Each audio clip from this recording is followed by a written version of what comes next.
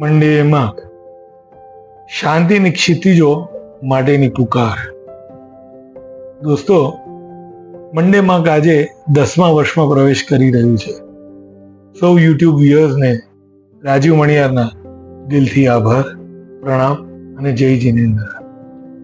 આપણે સૌ અત્યારે બે દેશોની વચ્ચે ચાલી રહી યુદ્ધની પરિસ્થિતિથી ખૂબ જ વાકેફ છીએ. અમેરિકા અને ઈરાન બંને વચ્ચેના આ સંઘર્ષમાં અત્યાર સુધી ઘણા બધા લોકોએ જીવ ગુમાવ્યા છે. આ બાબતે લોકોના અલગ અલગ મંતવ્યો છે કે કોણ સાચું છે, પણ ધડાકાની વચ્ચેના આ અવાજમાં અનેક આશાઓ દબાઈ જાય છે, જે અવાજ દુનિયા સુધી પહોંચતી નથી. એ અવાજ માતાનો કે જે પોતાના બાળકના ઉજ્જવળ ભવિષ્ય માટે પ્રાર્થના કરે છે. એ પિતા જે વિચારે છે કે શું તેનો પરિવાર આવતીકાલની બીજી સવાર જોઈ શકશે.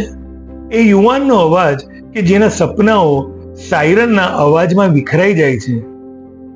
રાષ્ટ્રો ભલે યુદ્ધ કરતા હોય અને હથિયારોથી લડતું હોય, પણ તેના ઊંડા જોખમ અને જખમ તો હંમેશા સામાન્ય લોકોના જીવન પર જ અંકિત થાય છે. હવે 1 મહિનાથી વધુ સમય વીતી ગયો છે અને હિંસાવાળો દરેક દિવસ પસાર થતા થતા માનવતાની આશાની ક્ષિતિજને બહુ જ દૂર ધકેલી રહ્યો છે. છતાં પણ આજે આ જ કાટમાળની વચ્ચે હજી પણ એક શક્યતાનું બીજ જીવંત છે કે વિનાશના બદલે સંવાદ પસંદ કરી યુદ્ધનો અંત લાવવાની તક.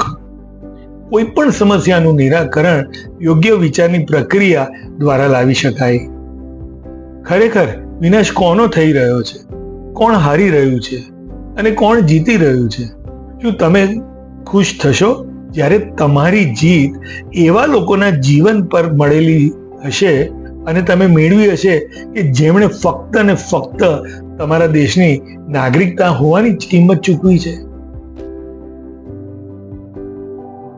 યુદ્ધ વિરામ એ નબળાઈ નથી, સાહસ છે. તે નિરાશા અને આશા વચ્ચેનો એક પુલ છે. તે એવો સ્વીકાર છે કે જીવન બચાવવાની જીતથી એ કોઈ મોટી જીત નથી. એ જોવાની પણ એક સમજદારી છે કે ક્ષિતિજો યુદ્ધ દ્વારા નહીં પણ શાંતિ દ્વારા વિસ્તરે છે. વિચારો, આ દુનિયા કેટલી અદ્ભુત લાગશે.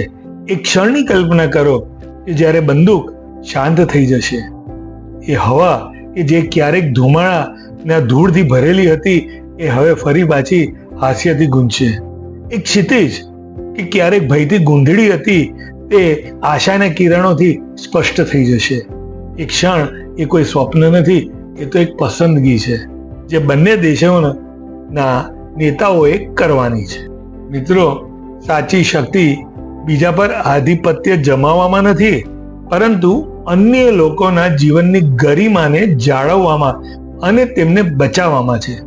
ચાલો આપણે સૌ સર્વશક્તિમાન ઈશ્વરને પ્રાર્થના કરીએ કે જે જવાબદાર વ્યક્તિઓ છે, નેતાઓ છે, તે માનવ જાતને બચાવવા માટે શુદ્ધ બુદ્ધિ આપે. તમે પણ એ લોકોના યુદ્ધ વિરામ માટે પ્રાર્થના કરો. And make your